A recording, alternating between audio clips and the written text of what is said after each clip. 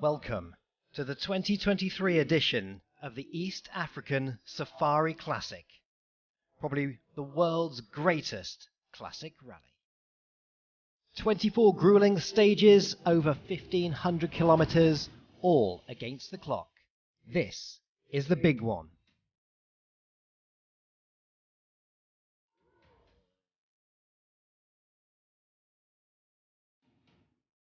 And before we get stuck into the action, let's hear some wise words from the competitors and the event organisers. It's a journey.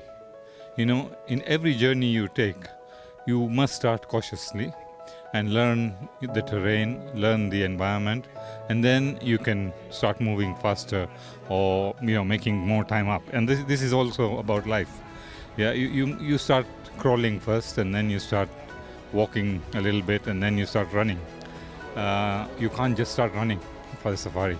You need to start crawling. No matter how good you are, you have to learn how to crawl first. It's Kenya. It's a safari rally. I think in life you have some big events, Dakar, Safari Rally, maybe Monte Carlo.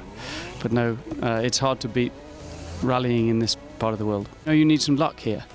We lost the rally really last year, 2 years ago, with a mechanical problem that was our fault. So you've got to get everything right to win, and the locals are so good. And I think because of the weather, if it is rough, if it is wet, then they have the upper hand. But we'll chase them all the way. I think it's going to be quite interesting. Who knows? Might be dry, might be floods. No idea. This rally, it's really difficult to judge and to understand until you actually start, and then you start looking at the stage and trying to understand how is it, what is the condition, is it washed, is it dry, is it lots of rocks, is it washaways on the side. So you have to use your knowledge a lot, and you also have to be sensible about what to do. As with any rally and these long-distance events, we start off with the technical scrutineering and, of course, the administrative checks. And you have to agree, there's some absolutely gorgeous machinery here. And some unexpected vehicles, blending in with plenty of Porsches, plenty of Datsun. And they've proven in the past just how strong they are on this difficult terrain. And the odd Ford Escort too, sprinkled into the starting order. And there's going to be some unexpected things along the way. And the event started off with a beautiful starting procedure, and then it's off to the prologue that will determine the starting order for the opening day of the East African Safari Classic. It's a difficult prologue, starting off with slippery roads, and already from the get-go, the fastest of the drivers will need just over 15 minutes to get to the end of the first stage. This is Baldev Cheja. Having some difficulties in the prologue, set the 8th fastest time. Issues as well for this Datsun, driven by Piers Dakin. Not the best starts for him. Chris Rosenberger, a former winner here, sets the 2nd fastest time in the prologue.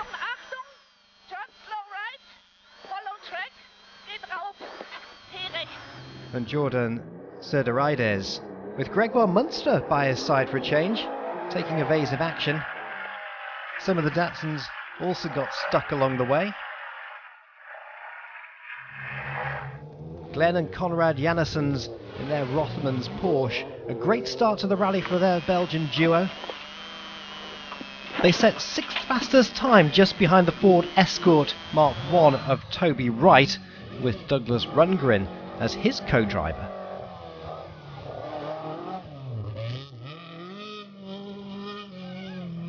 And another beautiful Porsche taking the jumps well in their stride of Frederic Rosati at the wheel with Julia Test as the co-driver. The Jägermeister Porsche of Emil Bretmeier and Alexis Thomas, a car from Barrett Gallery. Beautiful and gorgeous machine. The 3rd fastest time was for Bretmeier and Rosenberger in 2nd, but the fastest time for the prologue was set by Josh McIlvaine and John Coyne for the Irish duo. Nice to see Motorsport Ireland supporting the East African Safari Classic. Most of my rallying is in Europe, in the World Championship or in the European Championship, supported by Motorsport Ireland. John Coyne is the main founder of Motorsport Ireland Rally Academy, and he is also driving, so we are doing a dual partnership in this event. But yeah, it's a good way to start the Classic Safari. Obviously it's only 15 kilometres out of maybe 2,000, so yeah, we have a big task ahead, but it's a good way to start, to see what the pace is like with all these guys here with local knowledge. So yeah, it's nice to start like this, but I don't expect to do that on every stage. Yeah, I was actually very surprised, to be honest with you. We started, thought we'd just take it easy, as I didn't want to go into showing off or anything stupid like that. And you can see there's a bit of body damage. I went through a corner a bit committed and smacked a tree, so my nice, good-looking car already has a dent in it. And then probably a couple of Ks in, there was a big banging sound from the bottom of the car, and we found out now coming into service we'd broken the bushes on the lower lateral arm, so we backed off on that a bit. So I think the funniest moment of the day would have actually been us having the quickest time on the first stage, which I think was probably possible. And it wasn't the intention. And a good start to the rally for Chris Rosenberger as well. It was very, very tricky. It was very narrow. There was a lot of trees on the side, and you had to be careful not to hit anything. And there was some big bumps and jumps. So it was really, really tricky for first stage. But we did a good time, and we get to pick our position for tomorrow. So we're happy. And another Porsche, and third, driven by Emil Bretmeier. C'est la première fois qu'on fait un rallye de ce type. It's the first time we're doing the rally of this type without notes or by driving with navigation. It's just a prologue. A lot of bumps. I think we had some 15 seconds in the air, I think. So really nice. We had good rhythm, so we're going to have fun this rally. It's going to be nice. After the prologue, John Coyne out in front by 8.2 seconds, ahead of Chris Rosenberger. And then Emil Bretmeier is in third overall. But a long way to go. And then it's time to pick the starting order. The results of the prologue decide the order in which the drivers can take the starting order.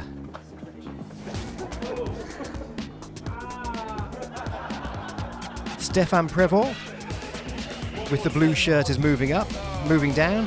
He's trying to hide some positions. It's all a little bit of good fun.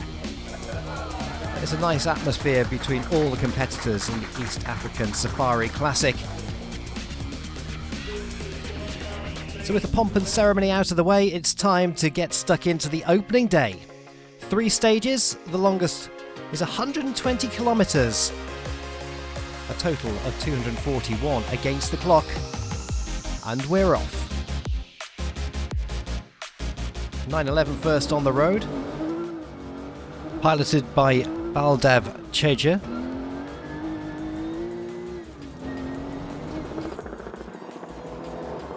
A good start for the Porsche driver. He ends the day in second, even though he has to take these speed bumps in the middle of the road. And it's very easy to get surprised by them, or surprised by the mud, like Chris Rosenberger here.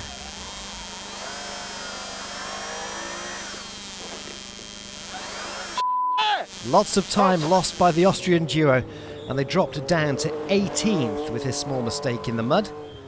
A good day for Bretmeier and Thomas, they're 5th overall. Raymond Devos and Stefan Prévost, though, hit lots of trouble on the opening day. And the same goes for the winners of the prologue, who dropped way down the starting order. Glenn and Conrad Janissens did their utmost best. They're in 9th at the end of day number 1. It's so nice to see the local population supporting the East African Safari Classic. Andrew Sittel is in the 2nd of the Datsuns. He's lying in 7th overall, just behind the Porsche of Jordan Serderidis. It was fantastic. Never seen that in my life. I think every rallyman has to do that once at least, because it's incredible. Nothing comparable.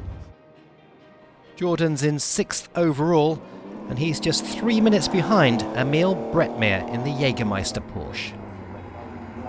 We're really happy about this day. We tried to make the first stage really calm. We attack a bit more in the second stage, and the third stage is really tricky. I think it's gonna be a lot of things happen in this one for the next ones. Okay, slow it down. We've got blind bumps. Whoa! Plenty of flying bumps indeed, but Bonamy Grimes is still 4th overall. Slow it down. Keep left, keep left. Keep left. Oh, you go. So a great opening day then? Enjoying yourself? Oh, incredible. Absolutely incredible. First time on East African Safari Rally. Amazing. It lives up to all the hype. Incredible. The Italian duo of Amos and Cecchi have a great start to the rally as well, even though they get blocked here by the Irish Porsche. But in Africa, a small tap on the back of a Porsche is more effective than hitting the horn. But still, Amos and Cecchi are in 3rd overall at the end of the opening day. Very spectacular braking here, coming in a little bit hot into the end of the stage. Welcome to Kenya, apparently. It was a very, very nice morning. We had lots of fun. It was a little bit tricky, stage 1. We had a failure in stage number 2. We stopped to change a tire. Once we got into the car, the ignition didn't work anymore. So we had to call the technicians, and we lost about 10 minutes.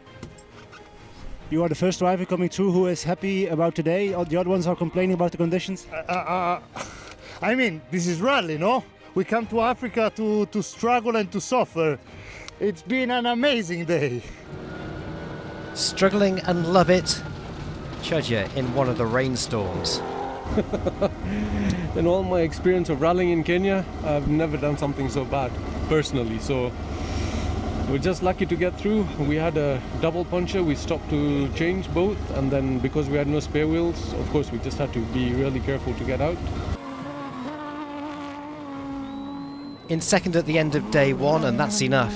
Let's hear from Jeff Bell. No, it's very nice day. We had a bit of an overheating problem, but that's sorted.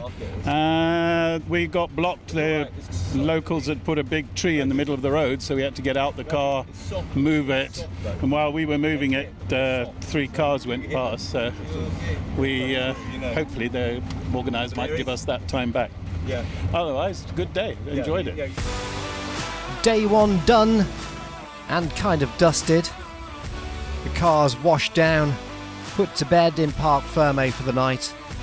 Time for everyone to go over their onboards, get themselves reset, scrubbed down, quick shower, dinner, bath, bed, because they're coming back to do it all for day number 2. And this is the East African Safari Classic. Let's have a look at the overall classifications after leg number 1. Jeff Bell in the Datsun, clinging on at the top with a brace of Porsches behind him. Andrew Siddle is in the 2nd of the Datsuns, lying in 7th overall. What will happen tomorrow? Leg number 2 of the East African Safari Classic continues after the break. Welcome back to Africa, and this is the 2023 edition of the East African Safari Classic Rally. And leg number 2 consists of 3 stages, the longest being just under 80 kilometres in length. 216 kilometres against the clock. First stage was really enjoyable, very twisty and little fast bits in it.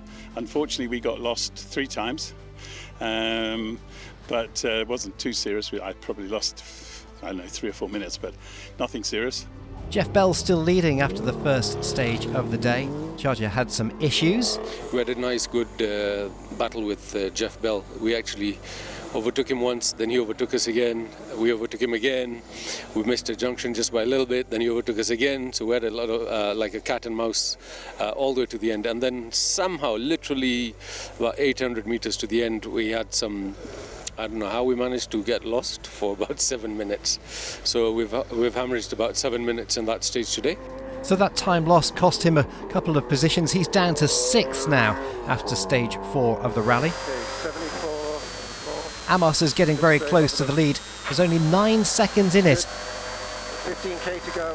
And a good stage for Bonamy Grimes, with Martin Rowe as his co-driver. Emil Bretmeyer up in the rankings is 3rd overall, together with his co-driver Alexis Thomas. It's really incredible. We have really a big day. We see a lot of the country. The first stage was really tricky for the navigator, but we got through there without mistake, but it was really tricky. They're really enjoying it then, and a good stage as well for Andrew Siddle. Sitting in 7th overall.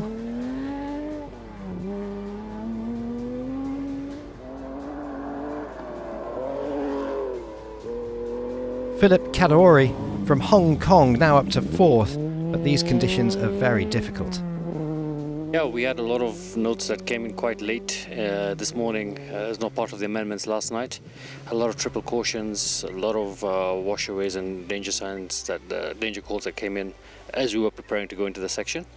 So yeah, it was a bit of a manic morning trying to get those notes into the book before we started the section. The fastest time in the opening stage of the day goes to Johnny Gremmel. It's a pity about yesterday. You know, we were going well. I felt I was going better than today.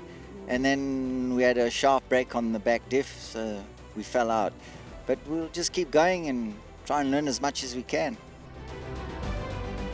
There was some heavy rain on some sections of the stages, and the organisers quite wisely decided to cancel the second stage of the day. But the competitors will be all at the start of the third one, and that's a very difficult one as well. Just look at how difficult it is for Johnny Gremmel in the Datsun to get through this sea of mud.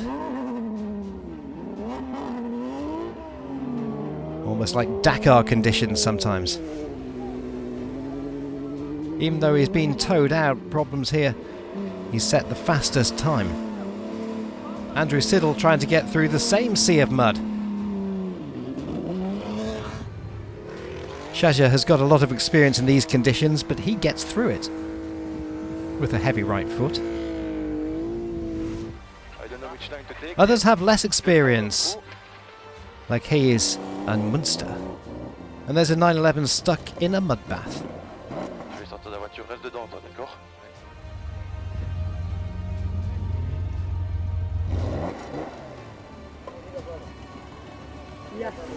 Toby Wright takes evasive action and passes the Porsche. Gives some of the people who are trying to give Hayes some assistance a good mud shower.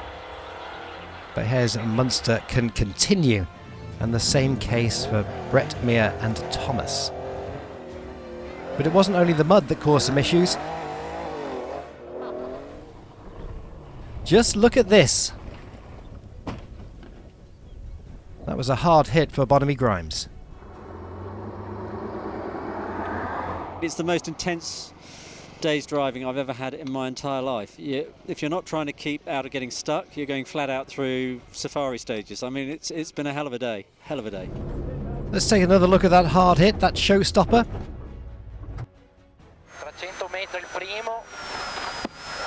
Another good day for the Italians. Another good day for the Porsche. Up to second. With some 3 minutes behind the leaders. He did. He did a tremendous job this morning. We did a great job. So we are very happy for the day, and so today and tomorrow, and we have also 6 days in front of us. The East African Safari Classic is proving to be another classic. Jeff Bell out in front in the Datsun, but behind him, 3 minutes and 16 seconds away, it's a brace of Porsches wanting that top spot. Leg number 2 had one cancelled stage and plenty of wallowing around in the mud.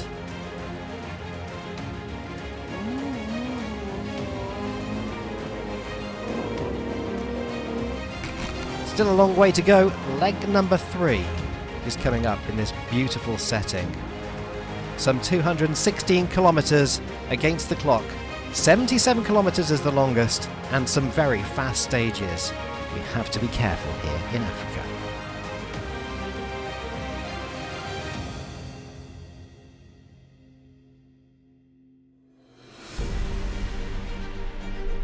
This is the East African Safari Classic, the 2023 edition. Leg number 3 consists of another 3 stages, the longest just over 77 kilometres in length, total distance of 216 kilometres for leg number 3. But you have to be careful here in Africa. Just look what happens to Josh McElwain here. He misses his braking point, but he's able to continue. Fantastic move by the winners of the prologue.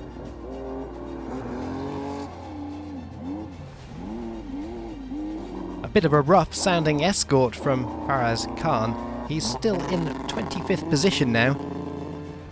Anthony Nielsen, another Kenyan driver, just inside the top 15 with a more recent escort. And this is one of Mark and Ed Bentley's. He's in 13th position.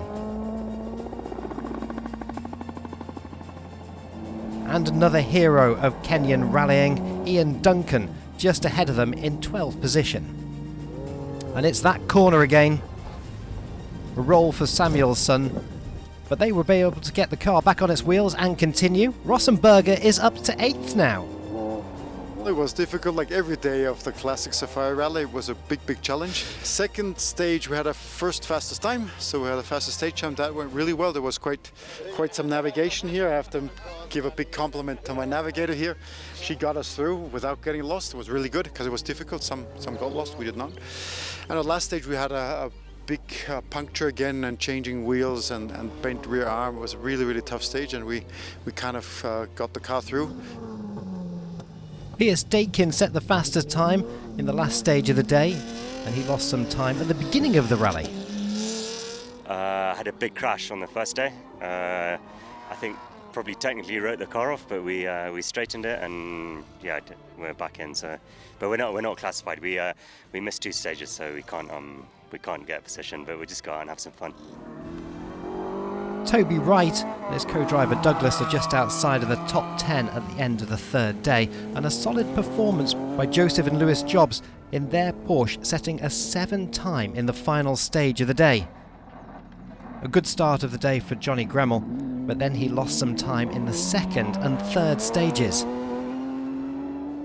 And the same could be said for Philip Kadori. He's dropped to 7th overall. Today was a really difficult day.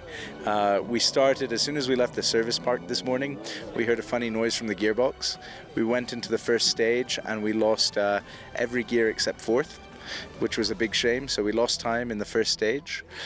We changed the gearbox, went into the second stage, had 3 punctures. In the second stage, we only carried 2 spares, so we drove out on 3 wheels. We also lost 3rd gear on the second stage, so we changed our gearbox again, taking a 10-minute time penalty because we arrived late into the I think 10 minutes, we don't know yet, into the time control. And then the 3rd stage we had 2 more punctures. So pretty much a pretty disastrous day. However, a great day for Sir de Riders and Munster in the Porsche. They're now up to 5th. And Emil Bretmeier and Alexis Thomas just ahead of them in 4th position. But just look how blisteringly fast they are. So fast they get an overshoot.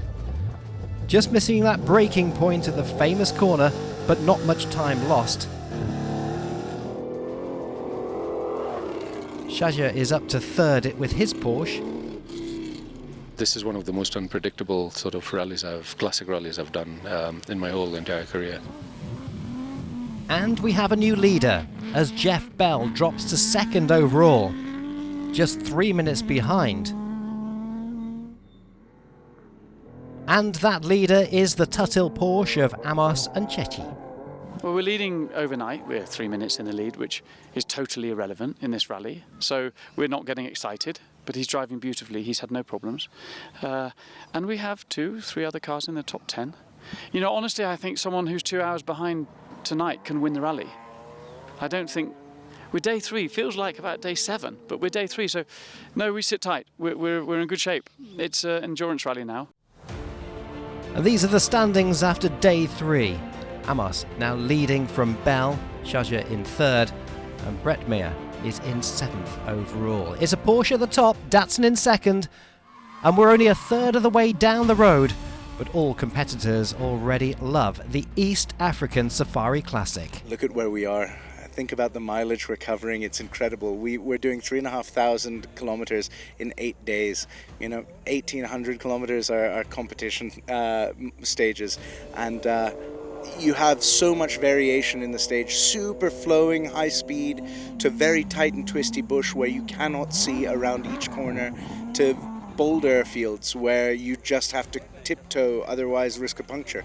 It's amazing. I think the length of it makes it special. The terrain, every road is different. It's a big challenge. You get very long stages, 120 kilometer stages. Don't get that anywhere else. So it's really good fun. And we're driving on open roads. Most of the roads have no traffic, but there is still the possibility, so you can't drive 100%. It's completely different than what everything you did before. It's a long stage, very long stage, and it's real stages. You have sometimes a straight of 6 kilometers, but still you have to stay on the road because there are bumps, holes, mud, everything, animals.